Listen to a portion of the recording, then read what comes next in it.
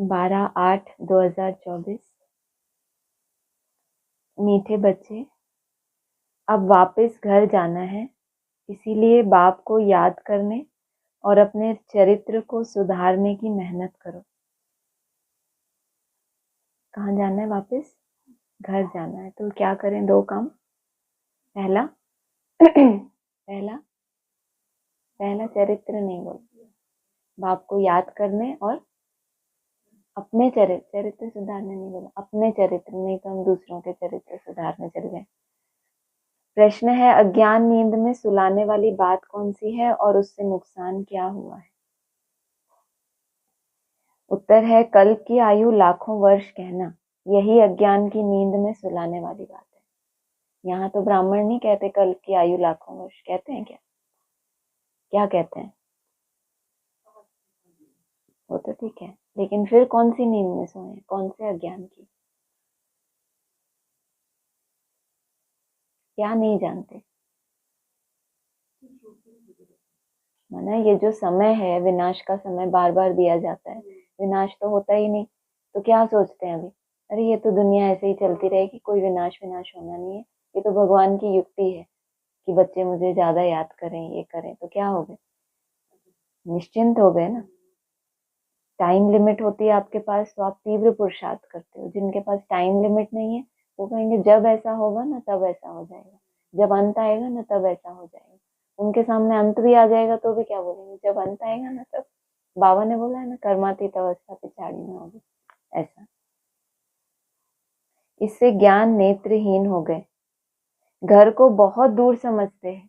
घर माना हमारी अशरीरी स्थिति, उसको क्या समझते हैं? बहुत बहुत दूर की बात है।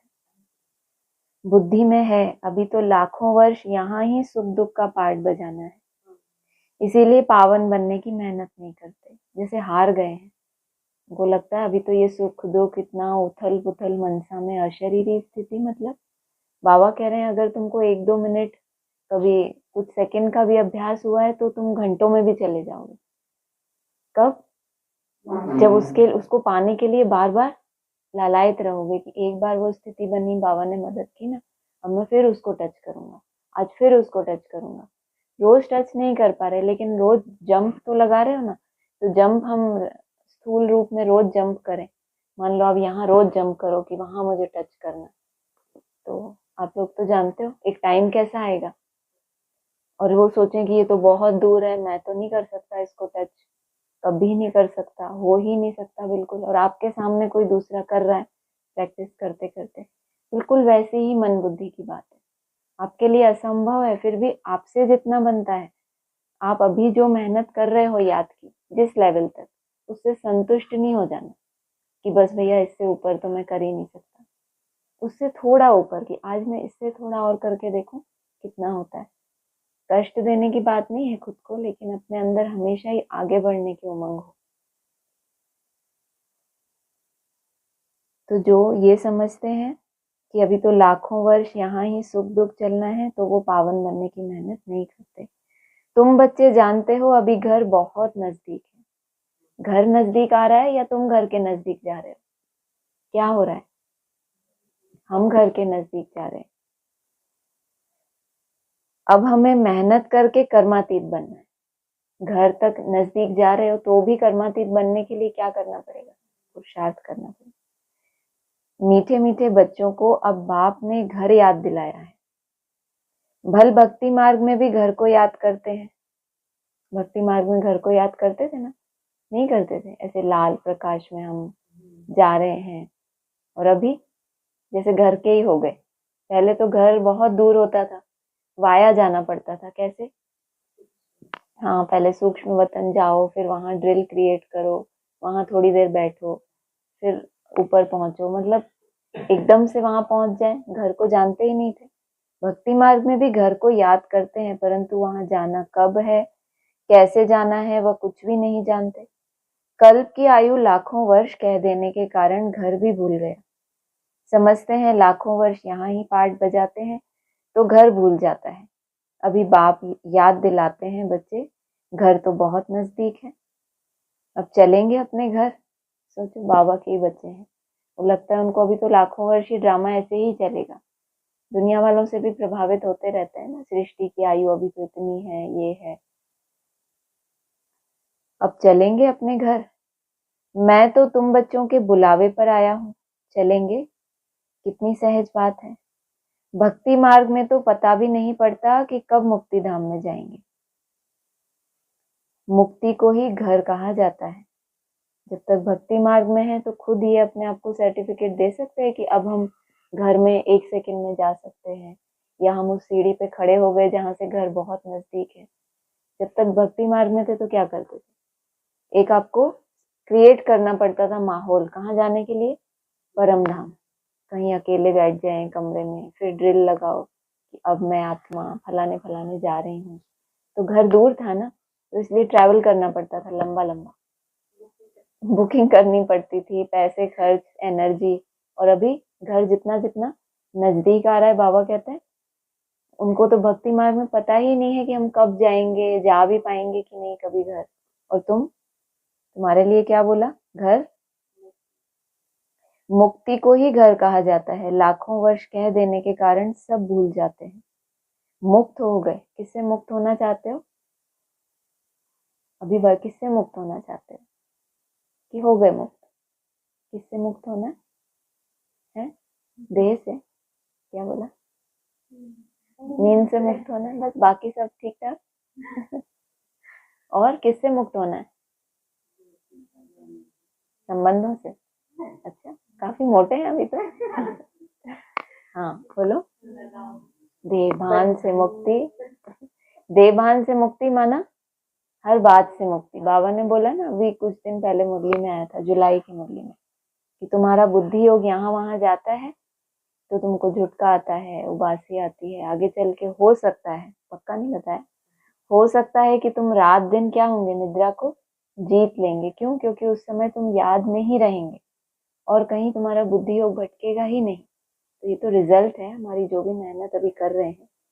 तो ऐसे सोच के हम बैठ थोड़ी जाते हैं कि जब हमारी वो स्थिति बनेगी तो झुटके आना बंद हो जाएंगे। झुटका आता है तो मेहनत करते हो ना, तो कर्मयोगी आत्माएं हो। तो मुक्ति को ही घर कहा जाता है। जिस जिस चीज से अभी मुक्ति चाहते हो, अभी रिसेंटली भी तो कोई चाहते होगे ना कि इससे मुक्ति हो जाए मेरी, बस। नहीं चाहते ऐसा? क्या चाहते हो? किससे मुक्ति चाहिए? देहभान से। और कोई तो बात नहीं, सब आई जाता है। इंटेलिजेंट। लाखों वर्ष कह देने के कारण सब भूल जाते हैं। बाप को भी तो घर को भी भूल जाते हैं। लाखों वर्ष कहने से बहुत फर्क पड़ जाता है। अज्ञान नींद में जैसे सो जाते हैं, किसको भी समझ में नहीं आता। भक्ति मार्ग में घर कितना दूर बताते हैं। बाप कहते हैं वाह, मुक्ति धाम में तो अभी जाना है। ऐसे थोड़ी है तुम कोई लाखों वर्ष भक्ति करते हो, तुमको पता भी नहीं कि भक्ति कब से शुरू हुई है। लाखों वर्ष का हिसाब तो करने की दरकार ही नहीं। बाप को और घर को भूल जाते हैं। यह भी ड्रामा में नूंद है, परंतु नाहक इतना दूर कर देते हैं। अब बाप कहते हैं बच्चे, घर तो बिल्कुल नजदीक है, अब मैं आया हूं तुमको ले चलने। एक मुरली में आया था ना, तुम बाप के घर तक जाते हो, वहां फिर तुमको कौन रिसीव करेगा? बाप रिसीव करेगा। एक निश्चित स्टेज तक तुमको अपनी मेहनत से जाना है, कितनी ताकत लगा सकते हो उतनी लगा ली। उसके बाद तुमको कौन रिसीव करेगा? तुम्हें महसूस होगा कि जैसे बाप मुझे खींच रहा है, मैं नहीं याद कर रहा उसको, तो खींचा चला जा रहा हूँ, क्या करूँ? भूले तो भूल नहीं सकते। तो बाप ने क्या किया आपको? घर चलना है, परंतु कंडीशन क्या है? घर चलने की क्या कंडीशन? नहीं, एक कंडीशन हमेशा ही मुरलियों में आती है। हाँ, पवित्र बने बगैर आप घर जा नहीं सकते। गंगा स्नान आदि तो तुम करते आए हो, ज्ञान की गंगा में स्नान तो करते हो ना, परंतु उससे पवित्र हो जाएंगे, संभावना है, परंतु पवित्र बने नहीं हो। अगर पवित्र बनते तो घर चले जाते, परंतु घर का भी पता नहीं तो पवित्रता का भी पता नहीं। बाप रूहानी बाप किससे बात करते? अज्ञानियों से। लाखों वर्ष आयु कह देते हैं अज्ञान की। मुरली की पहली लाइन क्या होती है? रूहानी बाप रूहानी बच्चों से बात करते हैं। अभी ये ब्राह्मणों से पूछो, लाखों वर्ष अज्ञान की नींद में, कहेंगे दुनिया वाले। और बाबा ने पहली ही लाइन में बोल दिया, मीठे मीठे बच्चों। क्यों इतना किसी को एड्रेस करते हैं पहले ही कि मीठे मीठे बच्चों, मतलब मैं तुमसे बात कर रहा हूँ। और रेफरेंस देंगे अज्ञानियों का। बाबा को घर किसको ले जाना है? पहले पहले बच्चों को ना। तो क्या कह रहे हैं, गंगा स्नान तो करते आए हैं, गंगा भी निकली कहाँ से जिसमें स्नान करते आए? हाँ, कहाँ से निकलती है गंगा? हाँ, महादेव की जटाओं में रहती है ना। कितना सुंदर स्थान पाया उसने। महादेव के बुद्धि रूपी पेट से वो ज्ञान की गंगा निकली है, उसमें स्नान ही करते चले आए, स्नान ही करते चले आए, फिर भी पवित्र तो कोई बने ही नहीं। अगर पवित्र बनते तो घर चले जाते, परंतु घर का भी पता नहीं तो पवित्रता का भी पता नहीं है। आधा कल्प से भक्ति की है तो भक्ति को छोड़ते ही नहीं। अब बाप कहते हैं भक्ति पूरी होती है, भक्ति में तो अपरम अपार दुख रहता है। ऐसे नहीं कि तुम बच्चों ने लाखों वर्ष दुख देखा है, लाखों वर्ष की तो बात ही नहीं। सच्चा सच्चा दुख तो तुमने कलयुग में ही भोगा है। कौन सा दुख? बाकी तुमने दुख भोगा ऐसे ही, थोड़ा दिखावे मात्र, तुम कोई दुखी थे नहीं अंदर से। एक्चुअली तुम दुखी कब हुए? एकदम लास्ट में जाके, जबकि जास्ती विकारों में गंदे बने हो। पहले जब रजों में थे तो कुछ समझ थी, अभी तो बिल्कुल बेसमझ हो गए। अब बच्चों को कहते हैं सुखधाम चलना है तो पावन बनो, जन्म जन्मांतर के जो पाप सिर पर हैं उन्हें याद से उतारो, याद से बड़ी खुशी रहेगी। जो बाप तुमको आधा कल्प सुखधाम में ले जाते हैं उनको याद करना है। बाप कहते हैं तुमको ऐसा लक्ष्मी नारायण जैसा बनना है, तो एक तो पवित्र बनो और दूसरा चरित्र सुधारो। दो काम करो, पवित्र और चरित्र, और कोई तीसरी बात ही नहीं। विकारों को कहा जाता है भूत, लोभ का भी भूत कम नहीं है। यह भूत बहुत अशुद्ध है। सोचो, कौन सा भूत बताया? अशुद्ध क्यों है ये? तो ये भी अशुद्ध है, बहुत अशुद्ध है। मनुष्य को एकदम गंदा बना देता है। लोभ भी बहुत पाप कराता है। 5 विकार बहुत कड़े भूत हैं, इन सबको छोड़ना है। लोभ को छोड़ना भी ऐसा ही मुश्किल है जैसे काम को छोड़ना मुश्किल। ये एक चैलेंज वाली बात है, क्योंकि बाबा वैसे हमेशा कहते हैं काम विकार महाशत्रु है। लोभ को कभी महाशत्रु नहीं बताया, लेकिन अभी तक काम विकार को छोड़ना बहुत से ब्राह्मणों के लिए क्या हो गया, बहुत सहज, जैसे वो तो कोई बड़ी बात ही नहीं। तो अभी लोभ को भी कैसा चैलेंज जैसा लेना है। हाँ, जैसे काम को छोड़ना मुश्किल है, ऐसे मोह को छोड़ना भी इतना ही मुश्किल है जितना काम को छोड़ना मुश्किल है। छोड़ते ही नहीं, सारी आयु बाप समझाते आते हैं तो भी मोह की रक्त जुटी हुई रहती है। सोचो, बाबा को पूरी आयु हो जाती है समझाते समझाते, तो भी, और उनकी भी आयु हो जाती है समझने वालों की, दोनों चले जाते हैं फिर। सारी आयु बाप समझाते आए हैं तो भी मोह की रग जुटी हुई रहती है। सोचो, सिर्फ समझने और समझाने से अगर ये विकार छूट गए होते तो आजकल, आज तक जो 50 साल से सुन रहे हैं, 60 साल से समझ रहे हैं, किसी के छूटे आज तक? तो हम सोचें कि ये इसकी समझ हमारी बहुत बढ़ेगी तो शायद हम छूट जाएंगे, संभावना ही कोई दिखती नहीं। बाप को पूरी आयु हो गई समझाते हुए, और सुनने वालों को भी आयु हो गई, लेकिन क्या नहीं छूटा? मोह की रग। जब तक उस आत्मा को ये रियलाइज नहीं होगा कि मोह को क्यों छोड़ूं मैं, तब तक वो कितना भी कोई उसको समझाए या वो खुद भी अपने को समझाए, लक्ष्य लेना पड़े, क्या प्राप्ति होनी है। मन को हमेशा कुछ चाहिए, तभी वो दूसरी चीज को छोड़ता है। उसको हमेशा प्लस में कुछ सामने कि हाँ ये प्राप्ति होगी, ये प्राप्ति होगी। बच्चे भी खुद को कैसे मोटिवेट करते हैं पढ़ने के लिए, ये मिलेगा। कभी कभी थक भी तो जाते हैं कि आज नहीं पढ़ रहे, ऐसा भी तो होता है, अब नहीं पढ़ेंगे बस बहुत हो गया। फिर अपने आप को क्या करते हैं, नहीं ये करने से ये होगा। कहते हैं क्रोध भी मुश्किल छूटता है, कहते हैं बच्चों पर क्रोध आता है। नाम तो क्रोध का लेते हैं ना, कोई भी भूत ना आए उन पर विजय पानी है। बाप कहते हैं जब तक मैं हूं तब तक तुम पुरुषार्थ करते रहो। बाप कितना वर्ष रहेंगे? जब तक मैं हूं, बस उसके बाद टू लेट हो जाएगा। बाप इतने वर्षों से बैठ समझाते हैं, अच्छा ही टाइम देते हैं तुम्हें। हाँ, इतने सालों से तुम्हें समझाया, पिछले जन्म में भी समझाया होगा, तुम सोचोगे हम तो अभी अभी आए, तो वहां भी इतना माथा मारा, ऐसे ही थोड़ी इस जन्म में फटाफट समझ आ गया। क्या लगता है बहुत तेज बुद्धि थी इसलिए समझ आया, या संस्कार लेकर आए थे इसीलिए खींच हुई उस तरफ? ऐसा ही है ना। तो बाबा कहते हैं बहुत टाइम दिया है, अच्छा ही टाइम देते हैं। सृष्टि चक्र को जानना तो बहुत सहज है, 7 दिन में सारा ज्ञान बुद्धि में आ जाता है। कितना टाइम चाहिए? और बाप को क्या हो गया पूरी, बाप को बड़ा ऐसा लगता है मैं बूढ़ा ही हो गया समझाते समझाते, अब फिर मुझे रिज्यूमिनेट करना पड़े। सृष्टि चक्र को जानना तो बहुत सहज है, 7 दिन में सारा ज्ञान बुद्धि में आ जाता है। बाकी जन्म जन्मांतर के पाप काटने में क्या होता है, देरी लगती है। यही मुश्किलात है, उसके लिए बाबा टाइम देते हैं। जो बाबा ने इतना टाइम दिया है किसके लिए? याद के लिए टाइम दिया है या ज्ञान के लिए टाइम दिया है? अगर सेंसिबल बच्चा है तो उसको कितना टाइम चाहिए ज्ञान समझने के लिए? सिर्फ 7 दिन ऑफिशियली। उसके लिए बाबा टाइम देते हैं। माया का ऑपोजिशन बहुत होता है, एकदम भुला देती है। यहाँ बैठते हैं तो सारा समय याद में थोड़े ही बैठते हैं, बहुत तरफ बुद्धि चली जाती है। इसीलिए टाइम देना है। किसमें? जिस सब्जेक्ट में बुद्धि बहुत ज्यादा भटक रही है उसके लिए आपको एक्स्ट्रा मेहनत करनी पड़े। ज्ञान की कितनी भी चिंतन करो, कितना भी डिस्कशन, बुद्धि नहीं भटकेगी उसके चिंतन में। वो बहुत इजी सब्जेक्ट है, लेकिन टाइम किसमें ज्यादा लेना पड़ता है? जिसमें हमारी बुद्धि बहुत इधर उधर चली जाती है।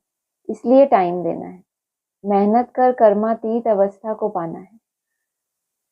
पढ़ाई तो बहुत सहज है। सेंसिबल बच्चा हो तो 7 रोज में सारा ज्ञान समझ ले कि यह 84 का चक्र कैसे फिरता है। बाकी पवित्र बनने में है मेहनत। इस पर कितने हंगामे होते हैं, समझते हैं बात तो राइट है। हम ग्लानि करते थे कि ये ब्रह्मा कुमारियां भाई बहन बनाती हैं, परंतु बात तो बरोबर राइट है। जब तक हम प्रजापिता ब्रह्मा के बच्चे नहीं बने हैं तब तक पवित्र कैसे रह सकेंगे? क्रिमिनल आई से सिविल आई कैसे बन सकती है? यह युक्ति बड़ी अच्छी है कि हम ब्रह्मा कुमार कुमारियां हैं तो भाई बहन हो गए, इसमें बड़ी मदद मिलती है सिविल आई बनाने में।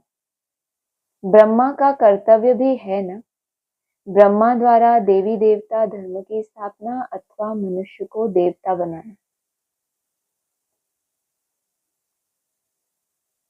बाप आते ही हैं पुरुषोत्तम संगम युग पर, तो समझाने की कितनी मेहनत करनी पड़ती है। बाप का परिचय देने के लिए ही सेंटर्स खोले जाते हैं।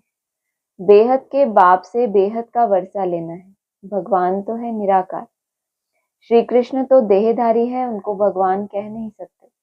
कहते भी हैं भगवान आकर भक्ति का फल देंगे, परंतु भगवान का परिचय नहीं है।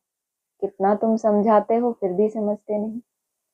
देहधारी तो पुनर्जन्म में आते हैं जरूर, अब उनसे वर्षा मिल न सके। आत्माओं को एक परमपिता परमात्मा से वर्षा मिलता है। मनुष्य मनुष्य को जीवन मुक्ति दे न सके। यह वर्षा पाने के लिए तुम बच्चे पुरुषार्थ कर रहे हो। उस बाप को पाने के लिए तुम कितना भटकते थे। पहले तो सिर्फ एक शिव की पूजा करते थे और कोई तरफ जाते नहीं थे। वह थी अव्यभिचारी भक्ति। और यहाँ क्या होगा? अव्यभिचारी याद कहाँ जाके हो जाएगी? अव्यभिचारी भक्ति कहाँ पे थी? द्वापर युग के आदि में थे। यहाँ जब उल्टी सीढ़ी चढ़ते चढ़ते कहाँ पहुंच जाएंगे? द्वापर के आदि में। तो क्या महसूस होगा? एक ही बुद्धि में है।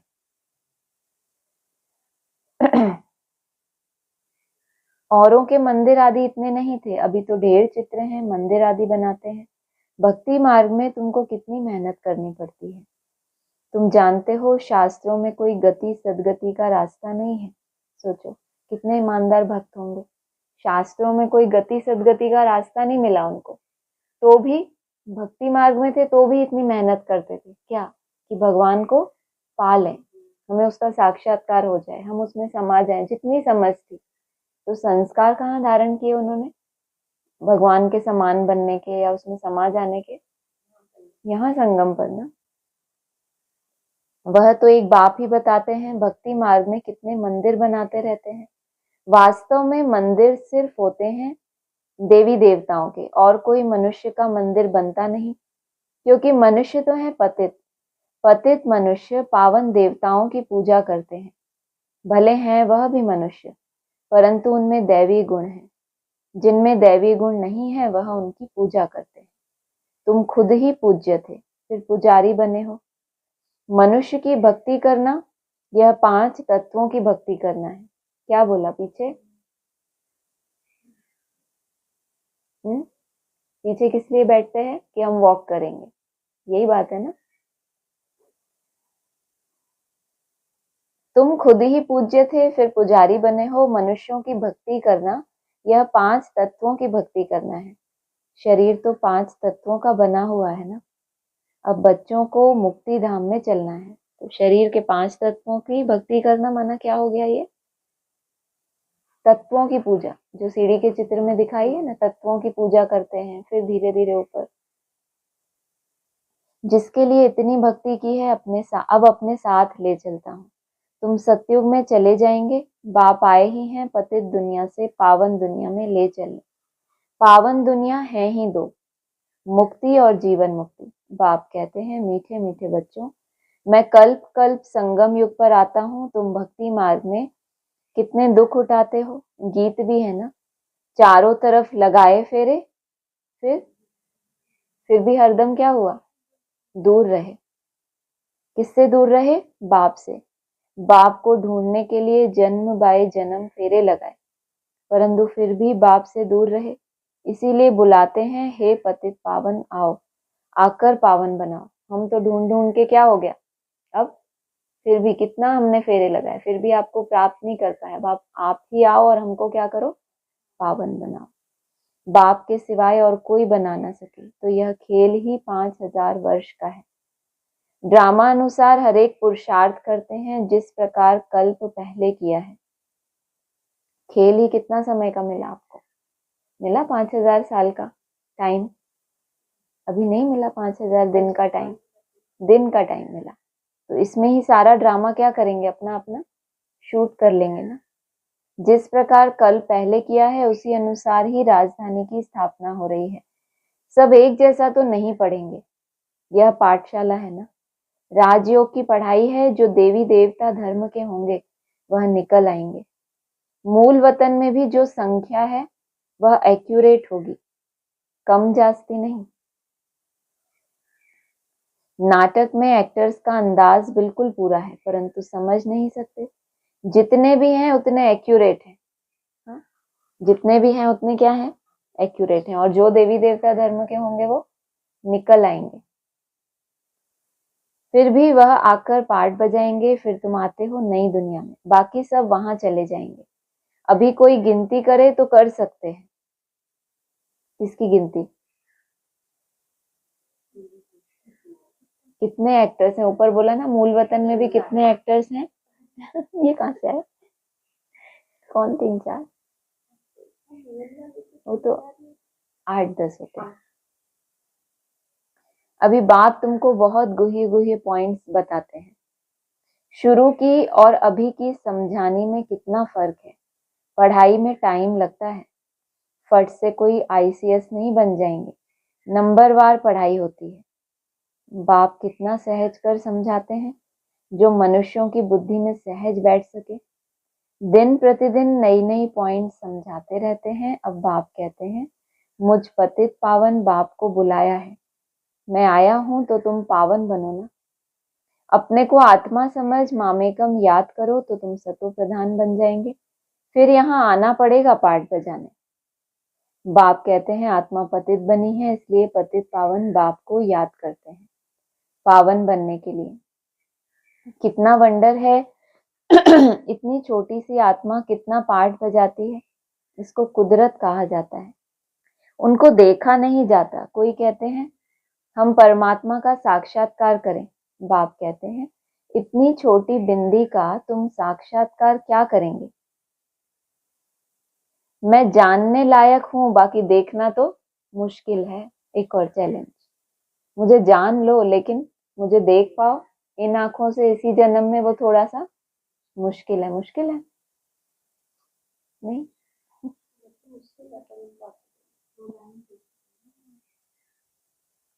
कोई कहते हैं हम परमात्मा का साक्षात्कार करें, बाप कहते हैं इतनी छोटी बिंदी का तुम साक्षात्कार क्या करेंगे। है ना, तुम खुद इतनी छोटी बिंदी होते तो तुम्हें अनुभूति होती कि वो कितना सूक्ष्म है। अपनी सूक्ष्मता से ही अनुभव करोगे ना। जिन आत्माओं को लिए गायन है भक्ति मार्ग में, लीन हो गए। बाबा कहते हैं लीन तो कोई होता ही नहीं है। जब लवलीन होना भी शुरू होंगे तो पता चलेगा कि वो बाप किस स्थिति में है। जब आप बीच बीच में उसका अनुभव करेंगे तो आप एहसास कर पाएंगे कि वो सदा काल इसमें है। तो वो कैसा होगा, कितना महीन होगा। मैं जानने लायक हूँ, बाकी देखना तो मुश्किल है। अभी जो तुम्हारी स्थिति है उस हिसाब से तुम मुझे जान लो, लेकिन जानकारी कितनी भी हो जाए, क्या करना, उसको देखना, सन्मुख हो जाए हमारे, वो एक चैलेंज है। बाकी देखना तो मुश्किल है। आत्मा को यह सब कर्मेंद्रियां मिली हुई हैं। पार्ट बजाने के लिए कितना पार्ट बजाती है, यह वंडर है। कभी भी आत्मा घिसती नहीं है। यह है अविनाशी ड्रामा। यह अविनाशी बना बनाया है। कब बना यह पूछ नहीं सकते, इसको अनादि कहा जाता है। मनुष्यों से पूछो, रावण को कब से जलाते आए हैं, शास्त्र कब से पढ़ते आए हो, तो कह देते हैं अनादि है। पता नहीं है, मुंझे हुए हैं ना। बाप बैठ समझाते हैं, हूबहू जैसे बच्चों को पढ़ाते हैं। तुम जानते हो हम बिल्कुल बेसमझ थे, फिर बेहद की समझ आ गई। हाँ, कहाँ तो बिल्कुल बेसमझ, और फिर समझ भी कैसी मिली, बेहद की। वह होती है हद की पढ़ाई, यह है बेहद की। आधा कल्प है दिन, आधा कल्प है रात। 21 जन्म तुम रिंचक भी दुख नहीं पा सकते, कहते हैं ना, छल तुम्हारा बाल भी बांका ना हो। कोई दुख दे ना सके किसी को। ऐसे कहना होता है, भगवान करे तुम्हारा ऐसा हो जाए, तो उसको सिंधी में छल शब्द कहते हैं, कि छल तुम्हारा ऐसा हो जाए। भल नहीं होता एक्चुअली उसका मीन, भगवान करे कि किसी के साथ ऐसा, कहते हैं ना, भगवान करे किसी के साथ ऐसा ना हो जाए, तो वहां पे उसको कहते हैं। हाँ, वो कोई दुख दे ना सके, नाम ही है सुखधाम। यहाँ तो सुख है नहीं, मूल बात है पवित्रता की। कैरेक्टर्स अच्छे चाहिए ना। बच्चों को हर बात क्लियर समझाई जाती है, नुकसान और फायदा होता है ना। अभी तो बाप कहते हैं फायदे की बात ही छूटी, अभी तो नुकसान ही नुकसान होने का है। विनाश का समय आ रहा है, उस समय देखना क्या क्या होता है। बरसात नहीं होती तो अनाज की कितनी महंगाई हो जाती है।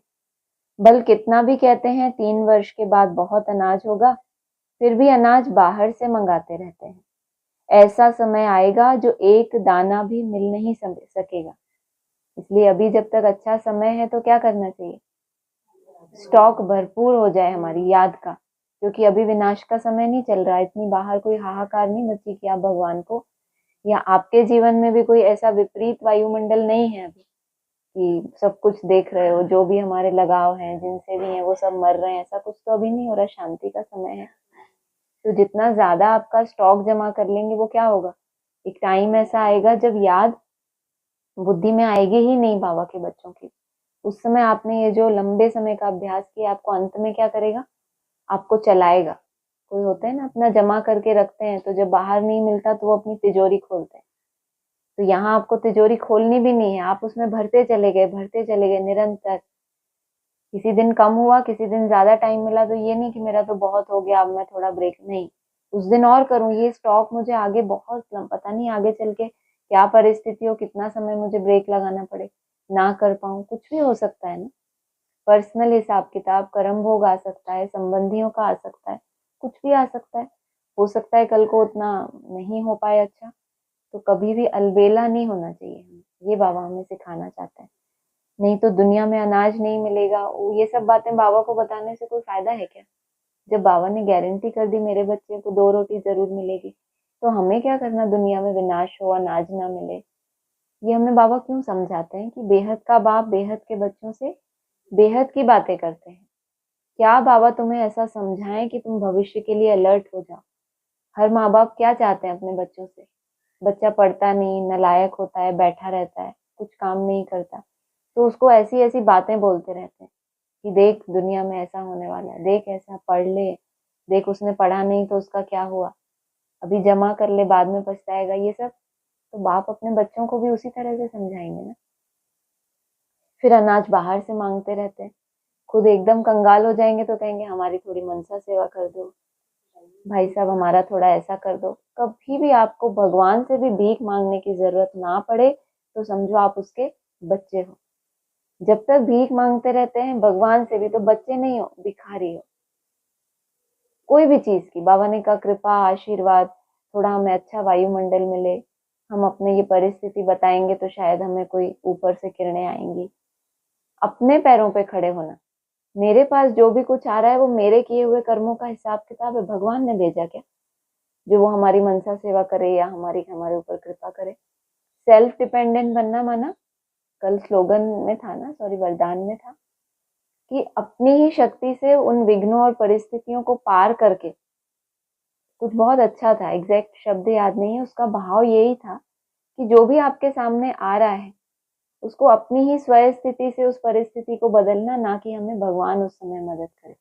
बाबा तो कहता है कि तुम्हें ऐसी परिस्थिति में बाबा की शिक्षा याद आ जाए तो भी तुम बहुत बड़े पुरुषार्थी हो।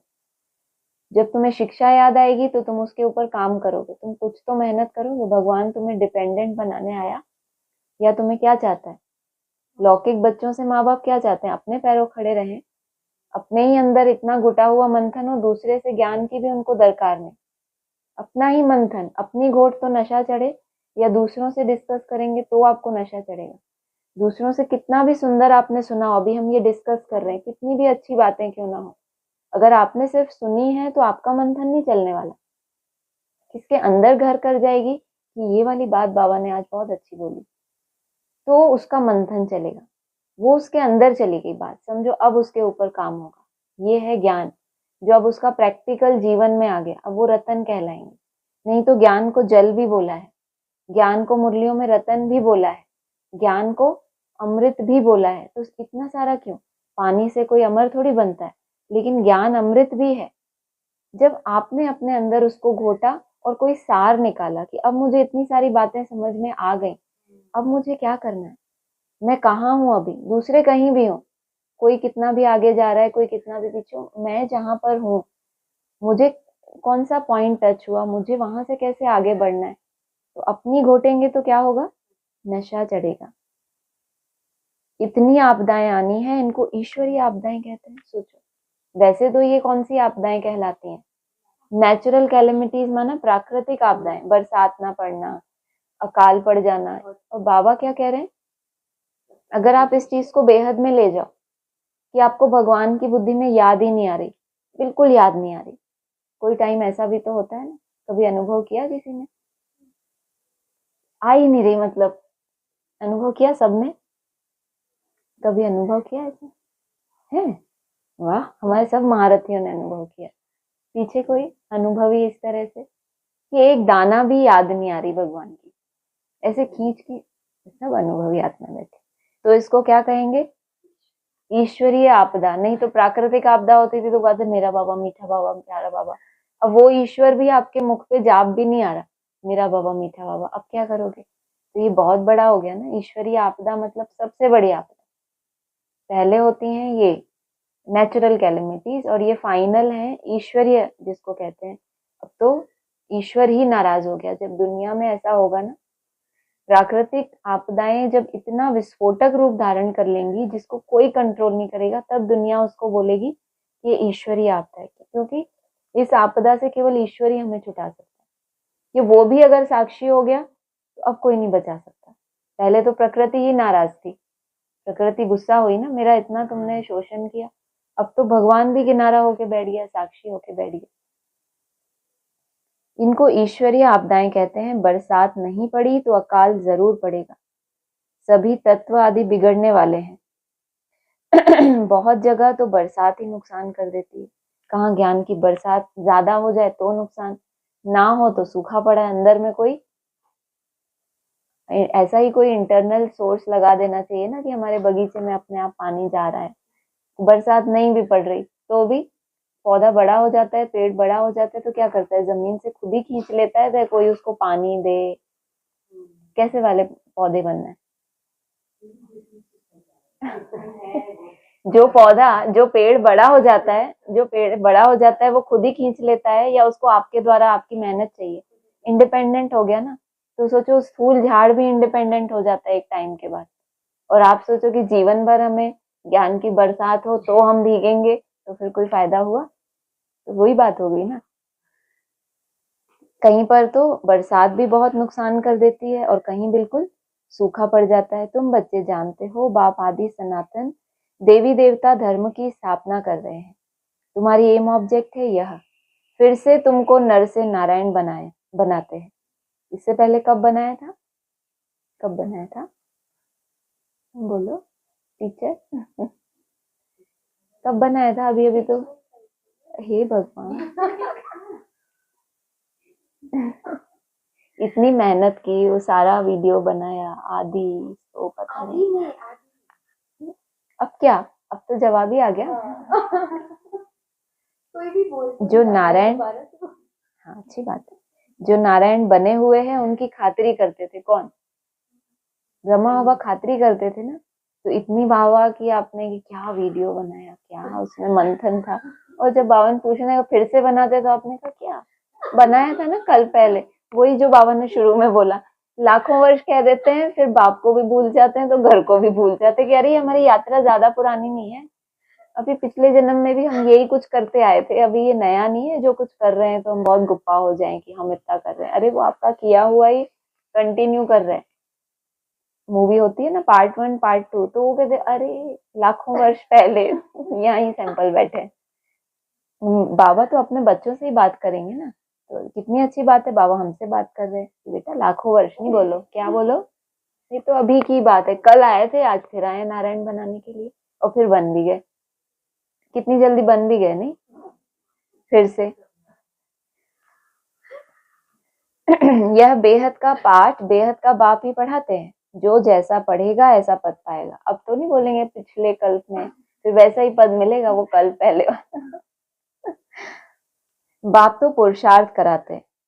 बाप का एक ही काम है, तुम्हें डंडे मारे पढ़ाए लिखाए कैसे, बस तुम पुरुषार्थ करो। पुरुषार्थ कम करेंगे तो पद भी कम पाएंगे। टीचर भी स्टूडेंट को समझाएंगे ना।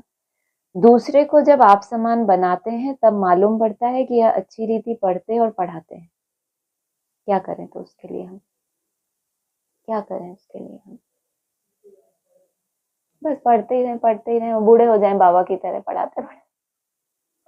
कम से कम हम तो ऐसा नहीं करेंगे। बाबा के अनुभव से ये तो शिक्षा मिली, तुम्हें पढ़ाते पढ़ाते सारी आयु बीत गई मेरी। बाबा हम ऐसा नहीं करेंगे कि हमें पढ़ाते पढ़ाते आपकी आयु बीत जाए, ऐसा नहीं करेंगे। हम अपने बाबा को बूढ़ा नहीं होने देंगे। क्या करें इसके लिए बाबा? नहीं नहीं बाबा,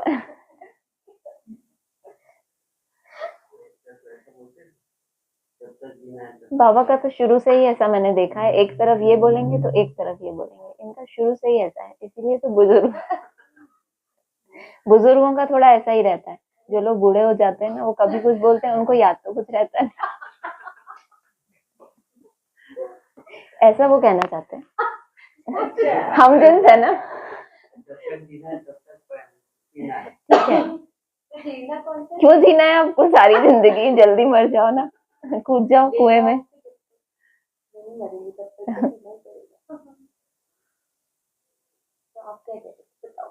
टीचर भी स्टूडेंट को समझाएंगे ना। दूसरे को जब आप समान बनाते हैं उससे ये पता चलता है कि अच्छा पढ़ते और पढ़ाते हैं। तो इसके लिए बाबा ने मुरली में बोला है कि दूसरे के ऊपर आपके पढ़ाने का असर कब होता है। कितनी बार बाबा ने बोला, जब आपके अंदर जीवन में धारणा आ जाती है, फिर जब आप वो अपना अनुभव शेयर करते हो तो सामने वाले को भी क्या प्रेरणा होती है कि हम भी ऐसा बने। आप सिर्फ मुख से दूसरे को सुना रहे और जीवन में नहीं है, तो ये तो हम भी समझ सकते हैं, हमारी दिल भी गवाही देती है ना। जब हम दूसरे को ज्ञान देते हैं और खुद वो धारणा नहीं कर पाते, तो फिर आपका हमारा भी तो मन खाएगा ना कि क्यों दूसरे को समझा रहे हैं, शांति से अपना पुरुषार्थ करें। तो ये है आप समान बनाने की विधि, कि किसी को आप समान तभी वो आपके जैसा सैंपल बनेगा जब आप कैसे हो, खुद इंटरनल आपके अंदर वो पुरुषार्थ होगा, तो दिल से दिल को क्या होगा, राहत होगी, उसको खुद ही प्रेरणा होगी कि ये गुण मुझे भी धारण करना है। तो ये सिर्फ पढ़ाई, वाचा वाली पढ़ाई नहीं है कि हम दूसरे को कितना अच्छा समझा सकते हैं, बोल की बात नहीं है, क्योंकि समझाने के लिए इतने अच्छे हैं दुनिया में जो इतना सुंदर बोलते हैं कि वो खुद भी भावुक होते हैं, उनके सुनने वाले भी ऐसे आंसू बहाते हैं। यहाँ तो कोई ऐसा नहीं कि आंसू बहा रहा हो बैठ के खुशी के मारे, लेकिन दुनिया में ऐसे हैं समझाने वाले, भाव विभोर कर देते हैं वो उनको, तो उससे कोई फायदा थोड़ी हुआ। फिर भी तो वो फॉलोअर्स ही हैं, वो कोई सामान थोड़ी बन गए कि कल को वो भी गद्दी पे बैठे। बाप तो तुम्हें सामान बनाने आए, इसीलिए बाबा ने कहा। तो उससे मालूम पड़ता है कि अच्छी रीति पढ़ते और पढ़ाते हैं, मूल है ही याद की यात्रा। अभी पढ़ाई की बात की, और उसके पीछे मूल क्या है, आपकी पढ़ाई में भी असर कब आएगा, जब आप याद की यात्रा पर हो। सिर पर पापों का बोझा तो बहुत है, और फिर हम पढ़ाते रहें दूसरों को, तो फिर टीचर्स के लिए एक्स्ट्रा उनको डंडा भी तो दिया ना, कि दूसरों को पढ़ाएं और खुद अवज्ञाएं करें तो उनके ऊपर कितना बोझ चढ़ जाएगा। 100 गुना तो सामान्य ब्राह्मण, उनके लिए फिर 1000 गुना बोझ। तो बोझ भी बहुत है तो प्राप्ति भी बहुत है, तो कितना टेंशन रखना पड़े। मुझे याद करो तो पाप भस्म हो, यह है रूहानी यात्रा। छोटे बच्चे को भी सिखलाओ कि शिव बाबा को याद करो। छोटा बच्चा कैसा होता है, हाँ, एक तो प्योर होता है, दूसरा चंचल होता है, या ऐसे आप उसको बोलो योग करो तो वो स्थिर हो जाएगा। चंचल होता है ना, उसको क्या चाहिए, खिलौने चाहिए, उसको और क्या चाहिए, मनोरंजन थोड़ा चाहिए। तो इसीलिए प्ले स्कूल भी तो खुले हुए हैं ना, ब्राह्मणों की दुनिया में नहीं है। छोटे बच्चों को वो भी चाहिए कि जहाँ थोड़ा मनोरंजन हो, थोड़ा ऐसा ना। नहीं, आपको तो नहीं चाहिए मनोरंजन, तो अब कोई छोटा बच्चा भी हो, मिल जाए आपको, तो उसको भी क्या सिखलाओ कि बस अब बड़े हो जाओ। हाँ, कम से कम इतना तो करो, सिल्वर स्टेज तक तो पहुंचो। उनका भी हक है, भले छोटे बच्चे हैं लेकिन प्योर हैं, कुछ ना कुछ उनके अंदर। कोई बच्चे छोटे होते हैं लेकिन प्योरिटी उनके अंदर जो है वो बड़ों में भी नहीं होती, तो उनको भी हक है। यह नहीं समझेंगे कि अपने को आत्मा समझ बाप को याद करना है, नहीं, सिर्फ शिव बाबा को याद करेंगे। जो छोटे बच्चे होंगे इतनी महीनता में शायद ना भी टिक पाए, लेकिन बाबा बाबा भी करेंगे, शिव बाबा तो भी। हाँ, यह नहीं समझेंगे, छोटे बच्चे को भी सिखलाओ कि शिव बाबा को याद करो, उनका भी हक है। यह नहीं समझेंगे कि अपने को आत्मा समझ बाप को याद करना है, नहीं, सिर्फ शिव बाबा को याद करेंगे। मेहनत करने से उनका भी कल्याण हो सकता है। सोचो आप, सिर्फ बाबा को आपकी मेहनत, जो आप कर सकते हो ना वही आपसे चाहता है। जो आपके लिए असंभव है वो आपसे भगवान अपेक्षा भी नहीं करता कि आप वो करो। आप कितना कर सकते हो, कहते हैं ना, कोई गरीब का कितना, 1 रुपया, और साहूकार का, गरीब कौन है, समय नहीं है, दूसरा व्यर्थ ज्यादा है, तो कैसे सफल करेगा, समय व्यर्थ ज्यादा है ना उसके पास, तो बीज रूप अवस्था वाला तो नहीं कर पाएगा। तो वो टोटली छोड़ दे, उससे अच्छा वो क्या करे। डायमंड को नहीं पकड़ सकते तो गोल्डन, गोल्डन को भी अगर नहीं तो सिल्वर, उससे नीचे तो फिर जाना ही नहीं। कल कहाँ गए थे, कॉपर आयरन में, या मेरा बाबा चल रहा था, वेरी गुड। यही अपेक्षा थी, मुझे चिंता ही होगी कि मैंने कहा सिल्वर को छोड़ के और नीचे तो नहीं। नहीं तो फिर क्या है कि ऊपर आने में उतनी मेहनत लगे ना, किसी को शेल्टर लेना हो, मान लो किसी को बद्रीनाथ जाना हो तो उसको शेल्टर लेना है, तो कहाँ लेगा, बहुत ही गलत बात है। पीपल कोटी में ले ले, नंद प्रयाग में ले ले, एकदम नीचे ऋषिकोश में शेल्टर ले, वो वाली बात नहीं। अगर उसको वापस भी आना है, ट्रेन नहीं, आप गाड़ी से जा रहे हो ऊपर, हाँ, ऋषिकेश से तो आप चले हो ऊपर, और आपने देखा तूफान आ गया, तो आप वहीं रुक जाओगे ना कि अरे यहाँ तो पीपल कोटी अपना ही घर है, यहाँ रुक जाओ, बहुत कुछ आएगा। लेकिन आप सोचो मैं बिल्कुल ही नीचे चला जाऊं जहां से चढ़ा था, तो फिर आपको उतनी टाइम और उतनी मेहनत लगे ना, तो अपनी मेहनत के ऊपर हम अपने हाथ से पानी क्यों फेरे। तो वो मुझे थोड़ा कंसर्न आया, तो मैंने कहा पूछो। वेरी गुड, सिल्वर से नीचे तो जाना ही नहीं, पॉसिबल। ये बहुत सुंदर बात बोली। नहीं, वो जो आपका आया था ना, तो उसमें आपका ये मेंशन नहीं था कि हाँ, उसमें ये मेंशन नहीं था। कोई बात नहीं। हाँ, ये बहुत सुंदर। ये पक्की बात। सिर्फ शिव बाबा को याद करेंगे, मेहनत करने से उनका भी कल्याण हो सकता है। मतलब जिसके पास जो शक्ति है वो भी लगा रहा है, मतलब याद करने की शक्ति, वाचा की और बाकी कर्मणा की तो कोई बात ही नहीं है। बाकी जो भी मनसा की जिस लेवल की आपको विजुअलाइज करना अच्छा लगता है, आपको एकाग्र होने की ताकत है, तो आप बहुत साहूकार हो, जितने डायमंड इकट्ठे करो। आपके पास इतने डायमंड नहीं है तो आपके पास गोल्ड है तो वो दे दो। गोल्ड नहीं, आपके पास चांदी का सिक्का है। चांदी का सिक्का माना मेरा बाबा, मीठा बाबा, सिक्का गोल गोल होता है ना, तो बस बड़ी बिंदी है थोड़ी, चलता रहे वो चक्कर, और कुछ जैसे संकल्प आ ही नहीं रहे, तो कम से कम आप कॉपर से तो ऊपर ही आ गए। तो ये 3 में से कुछ ना कुछ तो अर्पण करना ही है भगवान को रोज। कितना करना है, कितने मिनट, कितने घंटे, वो सब आपकी सुविधा अनुसार। अच्छा, मीठे मीठे सिक्की लदे बच्चों प्रति माता पिता बाप दादा का याद प्यार गुड मॉर्निंग। इतनी सारी जो ऊपर बातें बोली हैं ये बच्चों प्रति बोली हैं, फिर क्लियर कर देते हैं। अज्ञानियों से बात नहीं करते बाबा, जो अज्ञान नींद में सो गए, लाखों वर्ष कह देते हैं, मुझे सर्वव्यापी कह दिया। शुरू में भी बोलते हैं, नहीं आपको नहीं बोल रही, आप तो वन वन वन। आपका तो वो देखकर मेरे एकदम प्राउड फील हुआ। वन वन वन, नहीं सही बता रही। तो फिर से क्लियर कर देते हैं, शुरू में भी बोलते हैं रूहानी बाप रूहानी बच्चों प्रति बोल रहे हैं कि तुम परचिंतन में नहीं चले जाना कि बाबा तो उन ब्राह्मणों से बोलते हैं। हमेशा कोई भी बात मुरली में आती है तो सोचना इसको बेहद में हम कैसे इसको, क्योंकि हर चीज, हर कमजोरी बीज में भी होती है ना, तभी तो वो सारे वृक्ष में गई है। तो वहां चेक करना है। रूहानी बाप की रूहानी बच्चों को नमस्ते, रूहानी बच्चों की रूहानी बाप दादा को नमस्ते। सार है, नर से नारायण पद प्राप्त करने के लिए बेहद के बाप से बेहद का पाठ पढ़कर दूसरों को पढ़ाना है, आप समान बनाने की सेवा करनी है। लोभ मोह की जो रगे हैं उनको निकालने की मेहनत करनी है। अपने चरित्र को ऐसा सुधारना है जो कोई भूत अंदर प्रवेश होने ना पाए। कितना सुंदर है कि अपने आप को इतना मजबूत बना देना है कि कोई भूत प्रवेश ही ना कर पाए।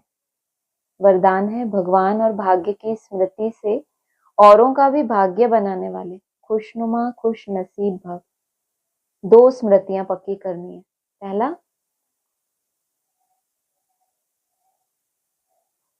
आज एब्सेंट हो गई हमारी टीचर। हाँ, किसी ने भी नहीं सुना, अच्छी बात है। भगवान और भाग्य की स्मृति से औरों का भी भाग्य बनाने वाले खुशनुमा खुश नसीब भव। अमृत वेले से लेकर रात तक अपने भिन्न भिन्न भाग्य को स्मृति में लाओ और यही गीत गाते रहो। गा, कौन सा गीत गाते हो? वाह मेरा श्रेष्ठ भाग्य। जो भगवान और भाग्य की स्मृति में रहते हैं वही औरों को भाग्यवान बना सकते हैं। ऐसे तो हमारे पास सभी हैं मोस्टली। ब्राह्मण माना सदा ही भाग्यवान, सदा खुश नसीब। किसी की हिम्मत नहीं जो ब्राह्मण आत्मा की खुशी कम कर सके। हाँ, अगर खुशी कम होती है तो अभी हम पक्के ब्राह्मण ही नहीं बने। सोचो, अभी तो हमें ब्राह्मण से फरिश्ता, फिर फरिश्ता से देवता बनना है। हर एक खुशनुमा खुश नसीब हो, मतलब किसी दूसरे की हिम्मत नहीं है। ब्राह्मण खुद अपनी विस्मृति के कारण अपनी खुशी गवाए, वो तो पॉसिबल है, क्योंकि स्वयं का मित्र और शत्रु आत्मा खुद ही है ना। अगर वो खुद अपनी नीरसता में चले जाए तो कोई दूसरा कारण बन सकता है उसकी खुशी नीचे लाने के लिए। बाकी अगर वो खुद अपनी स्थिति में स्थित है तो उसका रिमोट कंट्रोल उसके हाथ में, ना कि दूसरे के हाथ में। हर एक खुशनुमा खुश नसीब हो, ब्राह्मण जीवन में खुशी का जाना असंभव है। भल शरीर चला जाए लेकिन खुशी जा नहीं सकती। स्लोगन है, माया के झूले को छोड़ अतीन्द्रिय सुख के झूले में सदा झूलते रहो, सदा। ओम शांति।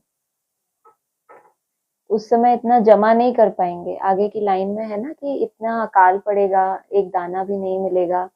तो ये सब बेहद की बातें हैं कि आगे जो सिचुएशन ऐसी आ जाएंगी दुनिया में भी, तो उस समय हम इतनी भगवान की याद नहीं कर पाएंगे, इतना जमा नहीं कर पाएंगे।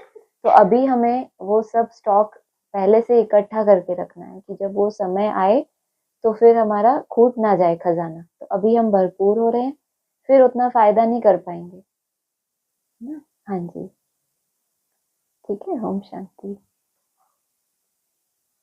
हाँ जी।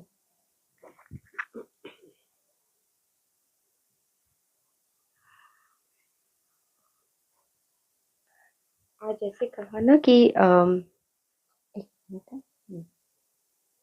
हम्म। आपने म्यूट किया। हाँ किया। ज्ञान का भी पता नहीं और पवित्र अच्छा आपकी आ रही है। ठीक है। ज्ञान का भी पता नहीं और पवित्रता का भी पता नहीं है। घर का भी पता नहीं। नहीं, ज्ञान का भी नहीं पता और पवित्रता का भी नहीं पता। पवित्रता नहीं भी बोला, पवित्रता तो पक्का बोला था, लेकिन बाप घर बोला था। पहले बोला था ज्ञान। ये एक बोला था घर वाला भी, लेकिन एक लाइन में ऐसे बोला था, ज्ञान नहीं बोला।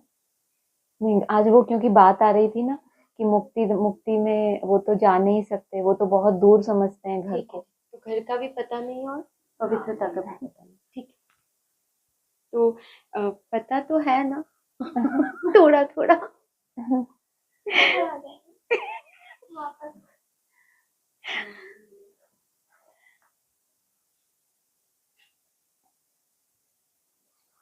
मतलब कि जितना जितना जानते जा रहे हैं अपने घर को और पवित्रता, अभी अभी समझ मिली है पवित्रता की भी गुह्यता अव्यक्त वाणियों में कितनी बताई है। तो हमने सभी ने पढ़ा भी है, आगे और भी वाणियां चलेंगी तो और आएगा कि उसमें एक जगह की पवित्रता की गुह्यता तुमको आगे समझाएंगे। उसमें भी बहुत गुह्यता है। निराकारी, निर्विकारी, निरहंकारी, ये सब जो गुण है तो उसको धारण करने में टाइम लगता है। और पवित्र बने बिगैर घर कोई जा नहीं सकता। अभी तो बहुत है जिनको पता ही नहीं है, वो घर को बहुत दूर समझते हैं। ये कल्पना ही नहीं कर सकते कि यहाँ इस दुनिया में रहते रहते हम उस स्थिति में भी रह सकते हैं। उनको लगता है जब वहां जाएंगे तभी उस स्थिति में जाएंगे। ये उनको पता ही नहीं है कि कैसे हम परमधाम को सृष्टि पे उतार सकते हैं। वो वाली बात ही नहीं है बुद्धि में, तो घर दूर हो गया ना। और जो बार बार अपनी स्थिति को वैसा बना रहे हैं उनके लिए घर दूर थोड़ी है, तो नजदीक आ गया। और फिर पवित्रता का पता नहीं, क्योंकि घर जाने का टारगेट होगा तो पवित्र बनने के लिए कितना माथा मारेंगे। और पवित्रता की जितनी गहराई पता चलते जाएगी उतना अपने आप को स्ट्रिक्ट करेंगे कि अभी सिर्फ ऐसा ही नहीं कि किसी को दुख नहीं दिया, क्रोध नहीं किया तो पवित्र है। अभी तो गहराइयां पता चलती जा रही हैं, तो अब उस पर काम करेंगे। तो जिनको घर के जितने नजदीक जाना है उनको पवित्रता की उतनी गहराई देना ये बाप का ही काम है। कि अब उनकी बुद्धि इतनी सात्विक हो गई है कि उनको वो गहरे गहरे पॉइंट भी टच होने लगे। यही बातें बाबा पहले बोलते थे, हमें उतनी गहराई से नहीं समझ मिली थी। अभी हमें और गहराई से समझ मिली, अभी हमारा अपना मंथन चेंज हो गया। तो क्योंकि अब हमें घर जाना है, घर का पता चल रहा है या बाप हमें खींच रहा है, कुछ भी कह सकते हैं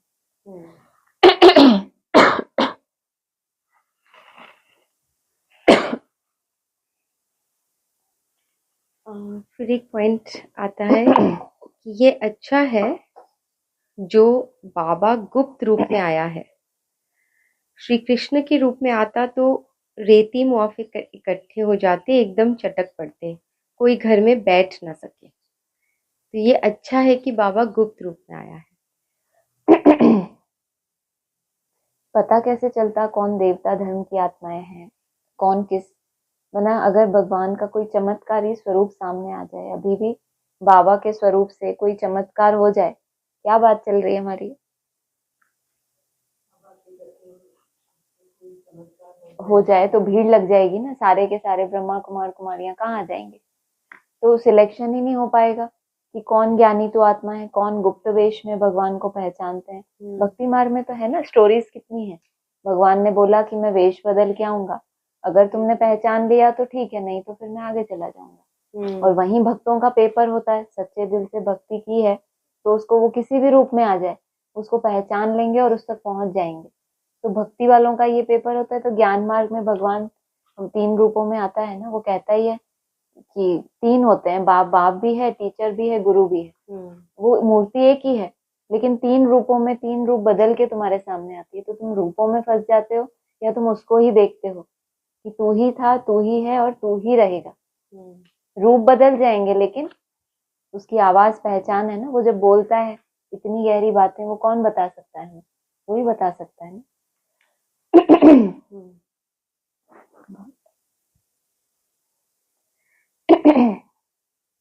एक मिनट, हाँ, एक पॉइंट है इसमें।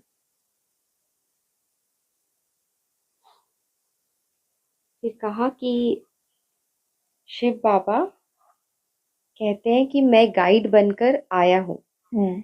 यह ब्रह्मा मेरा बच्चा बड़ा। कहते हैं त्रिमूर्ति ब्रह्मा। त्रिमूर्ति शंकर व विष्णु नहीं कहेंगे, महादेव शंकर को कहते हैं। फिर त्रिमूर्ति ब्रह्मा क्यों कहते हैं? इसने प्रजा रची तो यह उनकी युगल हो गई, शिव बाबा की। शंकर व विष्णु को बन्नी नहीं कहेंगे। ये बहुत वंडरफुल बातें हैं समझने की। एक सेकेंड। इसमें ये आया ना कि त्रिमूर्ति ब्रह्मा कहते हैं, है ना। भगवान जब जिस तन का आधार लेता है तो उसका नाम ब्रह्मा ही रखना पड़ता है, बड़ी माँ। फिर जिस भी तन का आधार लेता है उनके द्वारा प्रजा रचते हैं, उस समय वो शंकर और विष्णु नहीं होते। वो बाद में अपने पुरुषार्थ के अनुसार कोई विष्णु स्वरूप की स्टेज प्राप्त करते हैं, कोई महादेव की स्टेज तक पहुंचते हैं। लेकिन जब वो भगवान उनके तन में प्रवेश करता है, प्रजा रचने का कार्य चलता है, वो खुद भी पुरुषार्थी होते हैं। तो वो त्रिमूर्ति जो है वो ब्रह्मा का ही स्वरूप है। कोई ब्रह्मा की सीट पर ही रहता है, ब्रह्मा, कोई ब्रह्मा सो विष्णु, और कोई ब्रह्मा सो विष्णु, विष्णु सो महादेव, है ना, कलातीत। एक तो हो गया ब्रह्मा। फिर विष्णु 16 कला संपूर्ण, और कोई 16 कला संपूर्ण से भी आगे कलातीत बन गया तो वो महादेव हो गया। विष्णु तो देवता है, उससे भी ऊपर की स्टेज में। तो ये डिपेंड करता है कि उस ब्रह्मा ने कितना पुरुषार्थ किया। तो है तो तीनों ही मूर्तियां पहले ब्रह्मा का स्वरूप है, क्योंकि ब्रह्मा को अपनी बन्नी बनाएंगे, फिर उसके द्वारा प्रजा रचते हैं। भी एडवांस में इतना बड़ा परिवार रचा, तो जिस मूर्ति को निमित्त बनाया तो उसको शंकर थोड़ी कहेंगे। शंकर द्वारा मनुष्यों की सृष्टि नहीं रची जाती, पहले पहले ब्रह्मा ही कहेंगे।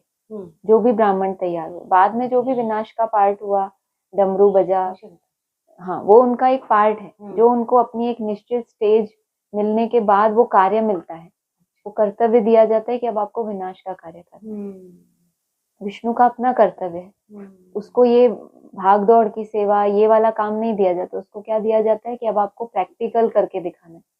जो भी बोला हुआ है दूसरी मूर्ति के द्वारा या ब्रह्मा के द्वारा, जो भी कुछ बोला है, अभी आपको क्या करना है, जीवन में दिखना चाहिए। माना जीवन में, जैसे बोला ना, श्री कृष्ण अगर आ जाए तो रेती की तरह आ जाए, क्योंकि उस मूर्ति का कर्तव्य है प्रैक्टिकल बन के दिखाना।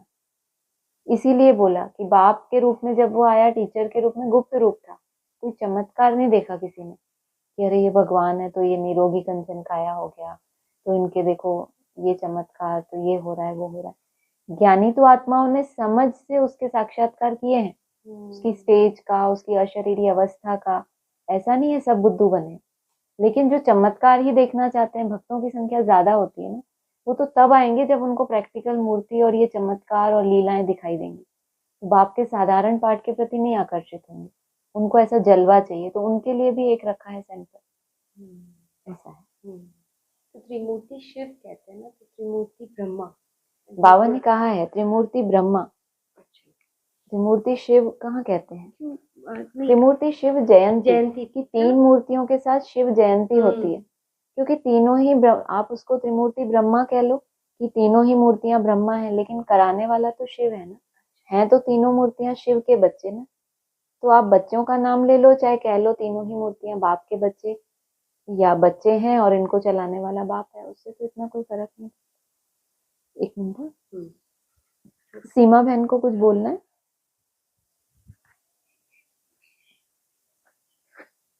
एक मिनट है, 1 मिनट। हाँ जी बोलिए। हाँ जी, ये अभी जो त्रिमूर्ति वाली बात हो रही है कि भगवान किसी भी वेश में आते हैं, भक्ति मार्ग की जो कथा है, तो उसमें मुझे पहचान सको तो पहचान लो। तो अभी इसमें हम अव्यक्त ज्योतिर्लिंगम को कैसे देखेंगे? उनको मतलब अभी कैसे? फिर एक और पहचान करनी है हमें, उन तक तो वो तो लक्ष्य हो गया, उन तक तो पहुंचना है। वो जिनके द्वारा कर्तव्य कर रहा है उनकी पहचान में ही सबसे बड़ी मूंज है। वो उस तक पहुंचने के लिए तो बहुत आगे तक तो पहले आना पड़ता है। वो तो हमारा फाइनल गोल है, वो तो उस त्रिमूर्ति का भी गोल है। आप सोचो हम क्या बात करेंगे। पहले पहले त्रिमूर्ति का लक्ष्य है उस अव्यक्त ज्योतिर्लिंगम को देखना। जो आज बोला, तुम मुझे जान सकते हो, देखना बहुत मुश्किल है। कुछ दिन पहले पॉइंट आया था कि तुम्हें इतनी इतनी गहरी बातें समझाता हूँ, बाकी सब गुप्त है, ये मिस्ट्री है, किसी एक के सामने भी अगर खुल जाए तो मिस्ट्री नहीं है। तो पहले पहले ये एक्स्ट्रा ऑर्डिनरी जो पार्टधारी हैं केवल उनके लिए ये मिस्ट्री खुलती है, हमें तो कब पता चलेगी वो तो बाबा ही जाने। बाकी तो त्रिमूर्ति के लिए है, पहला पहला लक्ष्य उनको पहुंचना है अव्यक्त ज्योतिर्लिंगम तक पहले पहले। मतलब कहने का मतलब ये है कि अभी हमें पता भी लग गया और हम पहचान भी रहे हैं, क्या तो पहचान फिर वो रहे? वाली बात कहाँ से आ जाती है कि मैं वेश बदल के आता हूँ, मुझे पहचान सको। अब तो हमारा पहचानना, हम कैसे पहचाने, ढूंढने का लक्ष्य अभी ढूंढने का लक्ष्य थोड़ी रखना है, ये बात नहीं हुई थी। ये हमने कंट्रास्ट किया था कि भगवान जब अलग अलग रूपों में सामने आता है तो रूपों में नहीं फंस जाना, जो कराने वाला है उसका परिचय मिला, तो अब तो सिर्फ पुरुषार्थ करके वहां तक पहुंचने का लक्ष्य बचा है, आपको जानने का थोड़ी बचा है। जिनको नहीं पहचान है, जो साधारण रूप देखते हैं राम बाप का भी, और जिन्होंने ब्रह्मा को भी नहीं उस रूप से स्वीकार किया, जो कहते थे कि हम ब्रह्मा की क्यों सुने, हम तो शिव बाबा को ही याद करेंगे, ये उनकी बात है कि उन्होंने उस रूप गुप्त रूप में आए उस निराकार को पहचाना ही नहीं, उसके साधारण व्यक्तित्व को देखा, उसके कर्म भोग को देखा और उस निराकार को नहीं देखा, तो आज अनिश्चय बुद्धि बनकर बैठे हैं। तो उसको उसके साधारण रूप में पहचानना बहुत मुश्किल है। जब वो कृष्ण के रूप में आ जाए, आकर्षण करने वाले रूप में, तब तो कोई बड़ी बात नहीं, चमत्कार ही दिखने लगेगा तो भक्त भी आ जाएंगे, बच्चे भी, तो कोई सिलेक्शन तो हो ही नहीं पाई। सिलेक्शन तो अभी हो रही है ज्ञानी तो आत्माओं की, ये बात हुई थी। हाँ जी, ठीक है, आपका कुछ है? ओम शांति। एक, तो आप ये कर लो।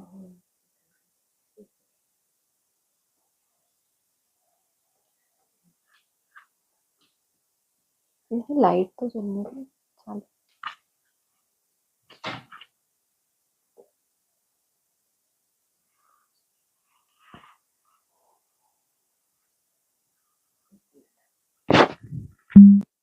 वो एक पॉइंट था ना कि जब तुम सतोप्रधान बन जाते हो फिर तुम्हारे पाप कर्म भस्म, ऐसे कुछ पॉइंट था ना, तब पाप कटेंगे, तब पाप कटेंगे।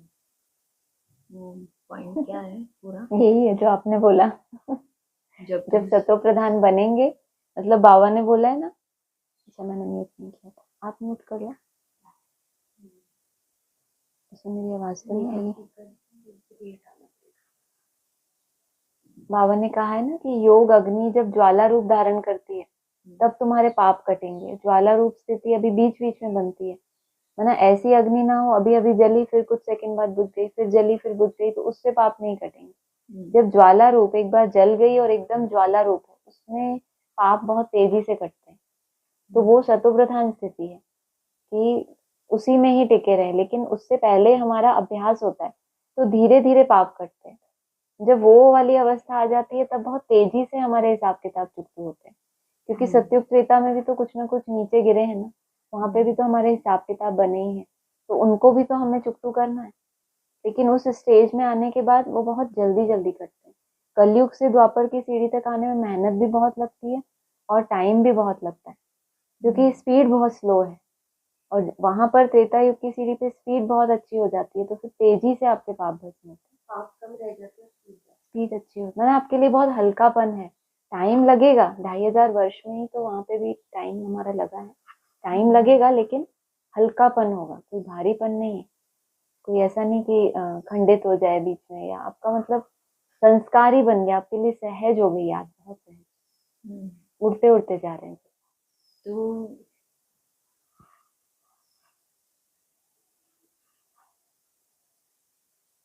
तो जब ये बोला कि सतोप्रधान जब तुम बनेंगे, तो उसका मतलब ये हुआ कि त्रेता की सीढ़ी जब चढ़ना शुरू करते तब वो सतोप्रधानता कही जाती है, या शुरुआत की है, आदि सतोप्रधान कही जाती है?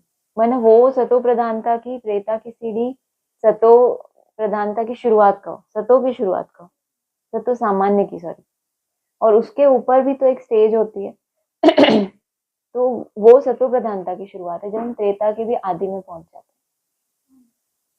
हाँ, 75%। मैया को तो वही हुआ ना कि हाँ मतलब परसेंटेज वाइज बता रही है कि 75% तक आप पहुंच जाते हो। उसके बाद तो बोला ही है ना बाबा ने कि आपको फिर तो ग्रेस मार्क्स।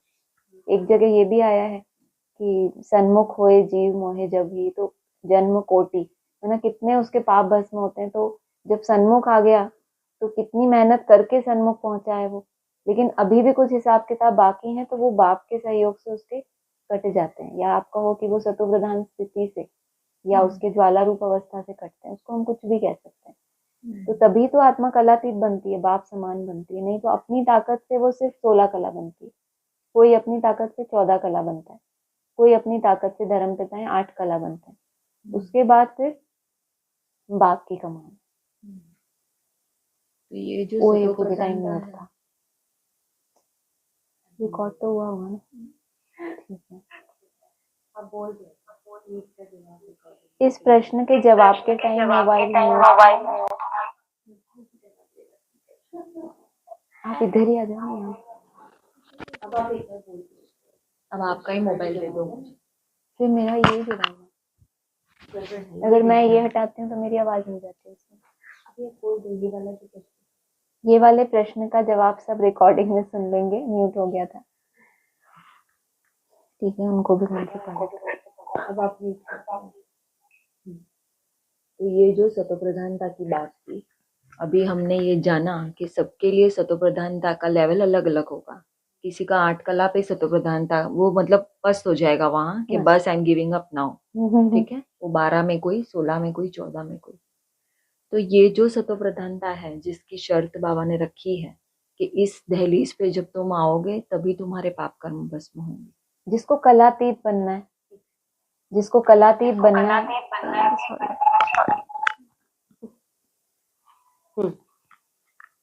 जिस आत्मा को कलातीत स्थिति में जाना है वो 16 कला तक भी पहुंच गई, लेकिन उसका लक्ष्य कलातीत का है, वो संतुष्ट नहीं हो गई 16 कला में जाके। तो इसका मतलब अभी कुछ और बाकी है ना हिसाब किताब। तो जिनका लेवल ही वहां तक होगा वहीं संतुष्ट हो जाएंगे। लेकिन कोई 16 कला जाने के बाद भी उसको लगे और ऊपर जाना है, और ऊपर जाना है, 84 से भी ऊपर जाना है, तो फिर उसके लिए भी कुछ जो हिसाब किताब उसके हैं, जो 16 कला और कलातीत के बीच में भी कुछ तो मार्ग होता होगा ना, वो वाला मार्ग उसको सहज सहज वो कट जाएगा। लेकिन क्योंकि ऑलरेडी वो 16 कला की स्थिति में पहुंच चुका, लेकिन उसको संतुष्टता नहीं है, मुझको लगता है मुझे एकदम बाप समान बनना है। लेकिन ये तो डिपेंड करता है ना, अभी जो मेहनत कर रहे हैं, कोई कितनी जल्दी छोड़ देता है कि बस इतना ही। वही जो आपने अभी कहा कि वो लास्ट तक जो आत्मा 14 में जाके ही 14 कला में संतुष्ट हो जाएगी, इसका मतलब उसका वही लक्ष्य है। मैक्सिमम 16 उसका लक्ष्य होगा, ये और हो जाए तो उससे ऊंचे सोच ही नहीं पाएगा। मैक्सिमम 16, यानी जैसे मैया ने बोला हाँ, 75। उससे ऊपर वो सोचेगा ही नहीं। और उस तक और उस तक जो सतो प्रधानता बताई नंबरवार, उस तक पहुंचने के लिए आज जो रास्ता बताया कि बाप की याद और साथ में कैरेक्टर सुधारना, दोनों है ना। पढ़ाई जितनी गहराई तक आपकी बुद्धि में धारण की हुई है, तो उसी हिसाब से स्पीड पकड़ेंगे ना आप। बाबा ने कहा समझने में तो 7 दिन लगते हैं, और बाबा ने बोला ब्रह्मा से विष्णु बनने में 1 सेकेंड। और ये भी बोला है कि उस समय उसकी बुद्धि में ये बैठ जाता है, कुछ ऐसा राज है जो 1 सेकेंड में बुद्धि में बैठता है और एकदम से ट्रांसफॉर्मेशन होता है। तो समझ मिलने में टाइम नहीं लगता है, लंबा लंबा टाइम जो लगता है वो ज्ञान के विस्तार में लगता है। ज्ञान का सार एक ही है, और सार में टिकने के लिए विस्तार में जाने की भी जरूरत नहीं है आपको। एक टाइम ऐसा आता है, बाबा ने बोला है ना, एक बहुत अच्छा था पॉइंट, कल मैं नोट कर रही थी, ज्ञान और विज्ञान भगवान में दोनों ही है। ज्ञान भी है तो विज्ञान भी है। विज्ञान का नाम विज्ञान क्यों है? क्योंकि विपरीत है वो ज्ञान के, क्योंकि उस पॉइंट में ही ऐसा है कि ज्ञान है स्थूल, उसमें आवाज करना पड़ता है, और विज्ञान है सूक्ष्म, उसमें आवाज नहीं होता। तो एकदम विपरीत हो गया ना ज्ञान से। तो ज्ञान से भी परे चले जाएंगे जब विज्ञान की तरफ बढ़ेंगे। तो आपको ज्ञान भी ऐसा लगेगा बस समझ लिया, अभी बस दौड़ू भागू, क्योंकि अब वो घर आपको खींच रहा है, वो जो रिसीव करने वाला है ना, वो खींच रहा है आपको। जब तक वहां से आपको उतनी खींचनी हो रही, या आप सिर्फ ज्ञान में भी रमण कर रहे, बहुत सुंदर अव्यक्त स्थिति है वो आपकी, गोल्डन स्थिति। फिर एक टाइम ऐसा होता है कि वो खींचेगा, जो वाणी से परे का स्थान है वो आपको खींचेगा। तो ज्ञान और विज्ञान भगवान में दोनों ही है, वो दोनों का ही सागर है। ज्ञान का भी सागर है और ज्ञान के विपरीत शांति, वो उसकी ओरिजिनल स्थिति है। ज्ञान देने तो उसको आना पड़ता है, क्योंकि तुम्हें अपने अपने जैसा बनाना है। उसका लक्ष्य तुम्हें ज्ञान का सागर सिर्फ बनाना नहीं है, उसकी तरह तुम समा जाओ। कितना सारा भी ज्ञान हो, फिर जब चाहो एक सेकंड में समा के बैठ के कि वाह। तो वो हमें ज्ञानी बनाने नहीं आया, वो हमें आप समान समाया हुआ उस स्थिति में कैसे मैं रहता हूँ हर समय। वो इतना सारा ज्ञान भी जरूरी है, इसीलिए कि हम कैसे जाएं उस स्थिति में और क्यों जाएं। लेकिन उसमें कैसे जाना है, वो सार पकड़ में आना भी एक सेकंड की बात है। कभी कभी आप देखो मुरली चलती है, कोई पॉइंट एक सेकंड में टच होता है, उसी टाइम से वो आपका चेंज कर देता है। लगता है बस, ये बहुतों के साथ होता है। फिर उनको लगता है बस अब मुझे कोई रोक नहीं सकता, हो गया। वो एक सेकंड होता है और वो ज्ञान का एक पॉइंट होता है। ऐसा होता है, और नहीं भी होता है तो आगे ऐसा होगा। इसका मतलब आपने इतनी मेहनत कर चुकी है मेरा बाबा मीठा बाबा या याद की, कि अब सिर्फ वो तो निमित्त मात्र है ज्ञान का पॉइंट। वो कहीं से भी आ जाए, मुरली में आ जाए, वार्तालाप में आ जाए, किसी ब्राह्मण के द्वारा आ जाए, आपको लगेगा ऐसा बस। क्योंकि अब वो पूरी पक चुकी है, अब उसको सिर्फ चेंज ही होना है, पलटना ही है। तो ऐसा भी समय आता है। वही जब तक जीना है,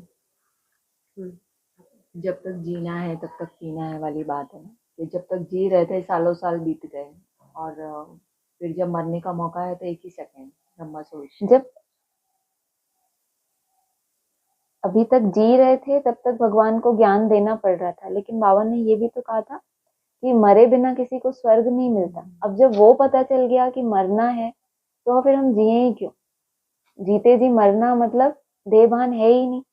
तो देह का जो भी कुछ है, अभी हमसे प्रैक्टिकल में जो भी कुछ चीजें हैं, मान लो ये फास्टिंग का ले लो आप, एक तरह से जीते जी मरना ही कहेंगे ना। आपको तकलीफ भी तो होती होगी, ऐसे तो नहीं कि आप सबको अतीन्द्रिय सुख इतना मिल गया कि अब आपने अन्न छोड़ दिया, ऐसा तो कुछ नहीं है। अचानक कोई का ऐसा हुआ, अचानक डायरेक्शन है आज से ये छोड़ा, उसी दिन से छूटा ना। तो पहले स्थूल त्याग किया या वेट किया कि पहले अतीन्द्रिय सुख मिलेगा तो ये अपने आप छूट जाएगा, नहीं। आपका ये जो भी भगवान, अब जब आगे बैगरी पार्ट चला था, कुछ कल्याण था ना। छाछ डोडा, रोज छाछ डोडा, क्या चाहता था बाबा का लक्ष्य, क्या था? आपको क्या लगता है? संख्या कम करनी थी? हाँ, क्या कराना चाहता था उनसे? रोज एक ही चीज देखे, सोचो इस बारे में। लगाव, पक्के कच्चे की बात मत बताओ, जो पक्के थे उनसे कराना क्या चाहता था बाबा? टेस्ट से ऊपर उठ जाए। रोज वैरायटी सामने आती है तो क्या होता है, आज ये खाया, आज इसके टेस्ट, हमारा टेस्ट में बंधता है मन। जो रॉ खाते हैं ना, जैसे हम लोग अभी रॉ खाते हैं, अनुभव से बता रही हूँ, रॉ में भी कोई चीजें ऐसी होती हैं जो आकर्षण करती हैं। और पूछो हमारी बहनों से, मुझसे पूछो, उसमें भी कोई चीजें आकर्षण करती हैं। तो वो चीज मान लो कोई आपको अच्छी लग रही है, हाँ बहुत अच्छी, अब वो गुचुड़ मुचुड़ किसी में मिक्स हुई पड़ी है, तो भी आप ढूंढ लोगे उसमें से कि ये मेरे को अच्छी लगती है। सोचो आप। और बाबा क्या चाहता है आपसे? जब मैं ऐसा सोचती हूँ अपने बारे में, हर एक अपना ही देखता है ना, दूसरे का थोड़ी देखेगा। चिंतन करते हैं कि टेस्ट से दूर आने के लिए ये हमने स्टेप उठाया। ऐसा नहीं कि भाई साहब ने बोल दिया अन्न छोड़ो तो हमें वैराग आ गया, नहीं। हमने सिर्फ एक स्टेप ही उठाया कि ठीक है, अगर इसमें हमारा कुछ कल्याण है, हमें विश्वास है कि भगवान हमारा भलाई करेगा, चलते चलो। तो सिर्फ वो एक स्टेप होता है। लेकिन वही जब छाछ डोरा याद आता है तो मुझे यही समझ आता है कि रोज एक जैसा देके भगवान ये चाहता था कि तुम्हारी बुद्धि निकल जाए उसमें से। तुम खा भी रहे हो, तुम्हारी बुद्धि ही नहीं जा रही। एक टाइम ऐसा था, हम कुटिया पे रहते थे, छोटा सा एक्सपीरियंस। तो वहां पर हमने ये अपने लिए नियम बनाया कि हम, क्या होता था वहां पर, दाल चावल रोटी सब्जी 4 तरह की चीजें होती थी। तो एक बार मुरली में एक बात आई कि बहुत सिंपल सी बात थी, वो कोई ऐसी बहुत गहरी बात नहीं थी, लेकिन वो मुझे उस तरह से टच हुई कि जीते जी देह भान को छोड़ना मतलब क्या। तो मुझे ये समझ आया कि अभी हमारे अंदर, मैं जिंदा हूँ, मुझे सब टेस्ट भी आ रहा है, मैं मुर्दा नहीं हूँ, मैं टेस्ट भी ले रही हूँ आंखों का भी, मैं जिंदा हूँ। तो भी देह भान को छोड़ना। उसका मतलब ये समय है कि देह से जो भी सुख ले रहे हैं और वो सुख अच्छे भी लग रहे हैं तो भी उसको छोड़ना। तो समझ आया कि ऐसा। तो जब हम भोजन करते हैं तो उसमें 4 चीजें होती हैं, वैरायटी होती है। तो हम इसके साथ ये खाते हैं, इसके साथ ये, जिसके साथ जो अच्छा लगता है। सबका अलग अलग होता था। वो भी मैं देखती थी कि कोई किसी के साथ कुछ खाता है, फिर कोई जिसको जो अच्छा लगता है वो साइड में रख लेता है कि ये बाद में खाऊंगा क्योंकि ये अच्छी चीज है ना। तो मतलब ये एक होता है ना रिसर्च, तो हमारी ये भी रिसर्च। तो ऐसा सब मैं बहुत देखती थी। मैंने कहा इसमें भी कितने लफड़े हैं, इतना सिंपल भोजन है, उसमें भी 4 तरह की चीजें। कभी बाई चांस मीठा मिल गया तो गुलाब जामुन को तो कोई छुएगा ही नहीं लास्ट तक, कि वो तो सबसे अच्छा ही लगने वाला है। मैंने कहा ये तो बहुत गड़बड़ मैटर है। कि बाबा ने कहा 10 मिनट जो हम भोजन करते हैं उस समय अगर तुमने याद कर लिया तो समझो तुम बहुत बड़े महारथी। और हम गुलाब जामुन साइड में रख लें और ये वाली सब्जी अच्छी है, ये इसके साथ, वो उसके साथ। लफड़ा खत्म करना है। जैसे ही खाने की थाली सामने आई, सब चीजों को तोड़ा, मीठा हो खट्टा हो जो भी है, ऐसा किया, मिक्स किया। हाँ पूरा। और फिर उसके बाद बाबा की याद में ऐसे ऐसे खाया। एक ही जैसा टेस्ट आएगा ना पूरे उसमें। ये मेरा एक प्रयोग था छोटा सा, कि उसकी तरफ देखना ही नहीं कि थाली में क्या है। वहां से स्टार्ट किया था ये, कि उसमें देखना ही नहीं है कि क्या है, बस एक बार उसका लोकेशन देख लो कहाँ क्या रखा। अभी फिर तो लोकेशन बचा नहीं, अभी एक ही चीज होती है। तो फिर उठाया और खाया, उसकी तरफ देखते ही नहीं थे। मतलब एक और बहन थी मेरे साथ, उसको ये बड़ा अच्छा लगा तो फिर उसने शुरू किया। तो हम लोग ऐसे उसकी तरफ देखते नहीं थे, सब कुछ मिक्स किया। अब क्या आगे किसके साथ क्या खाना है, बाबा की याद में खाए जा रहे। तो लगा कि हाँ ऐसे करना है मुझे। मतलब किसी ने दी होगी प्रेरणा, ऊपर वाले है, किसी अव्यक्त आत्मा ने। लेकिन वो बहुत अच्छा था चिंतन। अभी वो वैसा नहीं है, लेकिन आज याद आया है तो फिर से बाबा को कुछ करना होगा।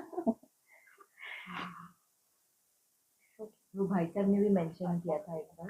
भाई साहब ने ये मेंशन किया था कि अच्छी लगती है चीज तो फिर तो वो बिल्कुल नहीं खाना। जो भी अच्छा लगता है वो अन्न दोष है। जो कुछ भी अन्न दोष बोला था ना, जो फल हो, रॉ हो, पका हुआ, जो भी आपको आकर्षण कर रही है चीज, पेट भरने के लिए कुछ भी खा रहे हो कि हाँ मुझे भूख लगी है, कुछ भी मिल जाए, और देख ही नहीं रहे वो क्या है, हाँ दे दो। कैसी स्टेज हो जाए हमारी, उसको पता ही नहीं मैंने आज क्या खाया, खाते चले गए, बस पेट भरना है। ऐसा मस्त मौला। ऐसे बैगर भी तो हमें बनना है ना। बैगन नहीं बोला मैंने, बैगन नहीं बोला मैंने, बैगर बोला। उसमें बैंगन सुनाई नहीं नहीं बैगर ही बोला। नहीं पर एक नहीं चाहिए। आप म्यूट कर दो। आपको बोलना है, मुझे इसका बोलना मतलब। है, अच्छा, मुझे ये बोलना है कि पहले बोलना था ना कि आपको बोलना है।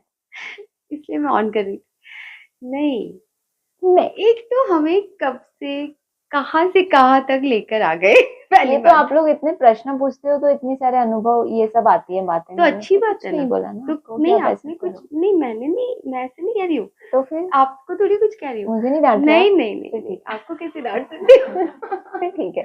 नहीं नहीं बिल्कुल भी नहीं। मैं ये सिर्फ ये कह रही हूँ जो बाबा, जो अभी जहां तक हम आ गए, अभी दुनिया, हम तो दुनिया में रह रहे हैं ना। आप तो मैं अब आपसे वो नहीं कर रही, मैं कह रही आदि में जिनका छाछ डोडा खिलाया नहीं था नहीं ना। नहीं, आपको अगेन आपको नहीं कह रही हूँ, मैं एक बात बता रही हूँ कि हम अभी जो कर रहे हैं दुनिया में रहते हुए, हम ऑलरेडी दुनिया वालों से लाइक हम जो देखते हैं तो दे ऑल कि ऐसा सब कर रहे हो, तो एक अलग लेवल, अलग नहीं मतलब हम ब्राह्मणों से भी नेक्स्ट लेवल पर है एक्चुअली। ब्राह्मण भी आज ये नहीं कर रहे जो हम कर रहे हैं बाहर रहकर। तो मेरा ये कहना है कि जो अभी नेक्स्ट लेवल की बात आई ये वाली, कि थोड़ा भी मन ना जाए यू नो ऑल दैट, तो वो एक और ज्यादा, तो ये स्थिति कितनी ऊंची है और कब होएगा। टाइमलाइन। यहाँ कोई टाइम मशीन नहीं बैठी है आपके सामने। आज सोच लो तो आज एक्चुअली बट बातें हमें क्यों हम शेयर करते हैं और ड्रामा अनुसार ये सब डिस्कशन होती है। मुझे ऐसे लगता है कि कोई भी चीज एकदम से होती नहीं है, सिर्फ आपके अंदर उसका गहरा चिंतन चलता है। अभी मैंने आपको वो अपना बताया कि वो पॉइंट ये कितनी बार आता है, जीते जी देवान छोड़ दो, ये कर दो, जीते जी मतलब हो भी जिंदा लेकिन छोड़ दो। तो और फिर एक जगह मतलब बहुत जगह बाबा कहते हैं जिनसे लगाव लग जाए उनका मुंह भी मत देखो। तो बाबा हमसे ये हट, जैसे वो कल हमारी बात हुई थी ना बाद में, कि हमें पुरुषार्थ का नाटक थोड़ी करना है। लेकिन बाबा ये कह रहे हैं कि जिनसे लगाव लग जाए उनका मुंह भी मत देखो। तो तुम डिटैच तो नहीं हो गए अंदर से, लेकिन बाबा को दिखता है कि स्थूल को ये वो नाटक नहीं है, वो कंट्रोलिंग है आपकी, कि आपने कंट्रोल किया कि भगवान को पाने के लिए मैं आंखों का सुख नहीं त्याग सकता। सिर्फ आंखों का सुख ही तो है जो उसको देखने से मुझे अच्छा लगता है। अगर कुछ पाना है तो मुझे थोड़ा सा त्याग करना है। सिर्फ आपकी समझ में फर्क है। ऐसा नहीं है कि हम में से कोई गलत है कोई सही है। थोड़ा सा चिंतन ज्ञान का जो है ना उस आधार से चला हुआ। और ऐसा भी होगा, जैसे मैंने यही बताया कि ये पॉइंट कितनी बार मुरली में आता है, लेकिन उस टाइम पर वो उस रूप में आया कि ये जो इतना सारा विस्तार आपके सामने आ जाता है और उसी टाइम आपको भगवान को याद करना है। और तो फिर कैसे होगा ये, क्या करूं इसके लिए? तो फिर ये टचिंग देना, क्योंकि आप जब दिल से चाहते हो ना बाबा छूट जाऊं, मैं मर जाऊं, तो बात ये नहीं है कि आपका परिवर्तन कितनी जल्दी हो रहा है, आप उसको छोड़ने के लिए कितने ज्यादा मतलब डेस्परेट होता है ना कोई, कि अंधाधुन बिल्कुल उसको लगता है बस ये देवान से मुझे अब नफरत आने लगी। आपको अपने उस संस्कार से नफरत आती है, मेरा ये अनुभव, तब वो छूटता है। मुझे एक बार अपने एक संस्कार से ऐसी नफरत आई थी, मैंने बाबा को ये शब्द बोला था और लिटरली ऐसे मतलब आंखों में आंसू और ऐसे जोश आया था कि बाबा ये संस्कार मेरा ऐसा खत्म करना आपकी जन्म जन्मांतर मेरे पास में, और ये बात आप याद रखना। ऐसा जैसे कोई किसी को अल्टीमेटम देता है ना कि आज के बाद अगर मेरे पास आए, मतलब मुझे इतनी नफरत हुई कि अब आप देखो। तो क्या वो नहीं जानता कि इसको नफरत हो रही है, तो चलो बेटी को खुश करता हूँ, तो उसने किया। It happens. तो ऐसा असंभव नहीं है। नहीं, इसमें बहुत सुंदर बात। मुझे आपका ही वेन्यू जब आपने मुझे समझाया था, 2 बातें मुझे याद आ रही है। एक तो जब त्याग का बोला शुरू में? था, हाँ शुरू में। एक तो त्याग का तो चलो बाद में, उसके पहले ये बोला था जब आपने मेरे को बोला था कि एक बार मुरली में आ गया कि आईना भी क्यों देखना है, बेभान होता है तब आईना देखना है, तुम बच्चों को कांच आदि भी नहीं कांच आदि भी नहीं देखना है, ऐसा कुछ इन्होंने बताया था। और तब मैं इनको कोर्स करा रही थी और तब इन्होंने मुझे ये वाली बात बोली थी और मैं तब ऐसे हो गई। मतलब इन्होंने कहा था कि मुरली में आया कि कांच क्यों देखना है, और बोले थे कि मेरे को एकदम से टच हुआ और 6 महीने तक मैंने बिल्कुल अपने आप को देखा ही नहीं था। मैं भूल गई थी सच में कि मैं कैसे दिखती। तो मुझे आंखों में आंसू आ गए थे और मुझे लगा मैं क्या कर रही हूँ, इनको कोर्स कर रही हूँ। तभी एकदम हुआ था। एक वो वाली बात याद आती है कि कितनी ब्यूटीफुल बात है कि आ गई मुरली में तो बस उस चीज को मानना। और दूसरा मुझे वो हमेशा याद रहता है जब आप कहते हो कि त्याग मतलब वो अंदर से एक आह कि छोड़ा, छोड़ना, महसूस हो कि गया, मतलब स्वाहा कर दिया, मतलब वो अंदर से आह भी निकले ना, मतलब इतना इजी ना हो। सहज राजयोग को हम ज्यादा सहज कर सहज ना लेते हैं बने। और फिर वही बात आती है कि हमने लाखों वर्ष, वही अभी बात आई ना, इतना सहज कर देते हैं कि अंत में ये होगा ना। अरे ऐसे लोगों के भी तो अनुभव हैं। बाबा ने ऐसा नहीं बोला मुरली में, अष्टदेव भी तो हैं। जब सारी दुनिया नीचे जाती है तो वो विपरीत धारा से ऊपर जाते हैं। तो आप उनको आप आगे क्यों नहीं रखते कि अगर ऐसा कोई कर सकता है तो फिर मैं क्यों नहीं। डिले इज डेंजर, मतलब मेरे लिए जिस समय बाबा ने जो बात बोल दी तो हमें ताजा ही हलवा खाना, उसको बासी करके नहीं खाना। तो ये चीज तो मतलब बहुत बाद में ये आती है कि अभी चलो अभी धीरे धीरे ऐसे कि सब नंबरवार हैं। पहले तो मुझे ऐसे जुनून होता था कि बोल दिया ना बाबा ने, चलो तुम्हें भी ऐसे करना है, चलो सबको एक जैसा। नंबरवार तो मुझे कभी समझ ही नहीं आया। तो अभी थोड़ा थोड़ा कि नहीं ठीक है, सबका अपना, वो भी एक समझ जरूरी है। लेकिन पहले तो ऐसा लगता था अरे बाबा ने बोल दिया, अभी तक ये कर रहे थे, अरे बाबा ने बोल दिया कब से। ठीक है, चलो ओम शांति।